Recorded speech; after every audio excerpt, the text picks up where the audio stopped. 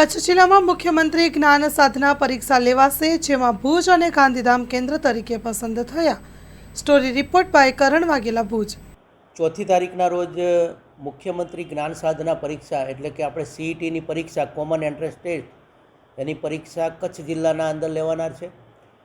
ખાસ કરીને આપણે કચ્છ જિલ્લાની વાત કરીએ તો આપણા 2 ઝોન છે ટોટલ, ભુજ ઝોન અને ગાંધીધામ ઝોન, અને બંને ઝોનમાં મળી અને ટોટલ 77 જેટલા કેન્દ્રો ઉપર 19,862 જેટલા વિદ્યાર્થીઓ આ જ્ઞાન સાધનાની પરીક્ષા આપશે।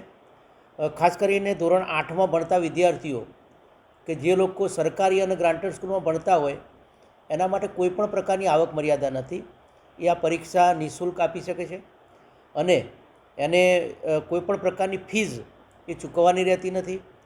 અને જો પ્રાઇવેટના અંદર વિદ્યાર્થી ભણતું હોય તો એના અંદર આપણે 6 લાખ જેટલી આવક મર્યાદા આના અંદર હોય છે, એ પણ એ પરીક્ષા આપી શકે છે।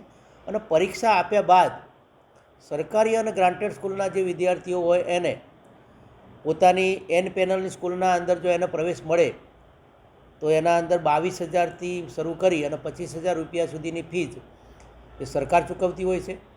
બીજા નંબરના અંદર અમારા ત્યાં જ્ઞાન સેતુ રેસિડેન્ટલ સ્કૂલ છે, એને હોસ્ટેલ સાથે ભણવું હોય તો પણ સરકાર એને ફ્રી ઓફના અંદર રહેવા, જમવાની અને ભણવાની વ્યવસ્થા અને એની ફીની વ્યવસ્થા કરતી હોય છે।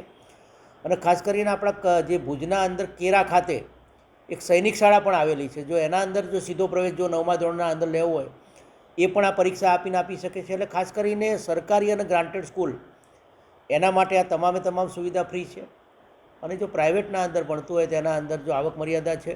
અને ખાસ કરીને આ પરીક્ષા પાસ કર્યા બાદ એ વિદ્યાર્થીને ખૂબ સારા લાભ મળતા હોય છે।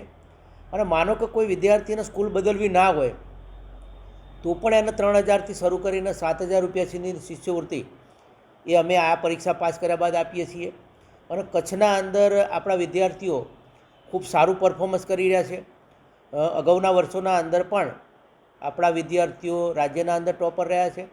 અને ખાસ કરીને આ પરીક્ષા સંદર્ભે અમે કચ્છના તમામ વિદ્યાર્થીઓ એને શુભેચ્છા આપીએ છીએ, વાલીઓને પણ શુભેચ્છા આપીએ છીએ। અને અમારા શિક્ષક મિત્રોએ પણ ખૂબ સુંદર આમને તૈયારી કરાવી છે, અમને પણ અભિનંદન આપીએ છીએ।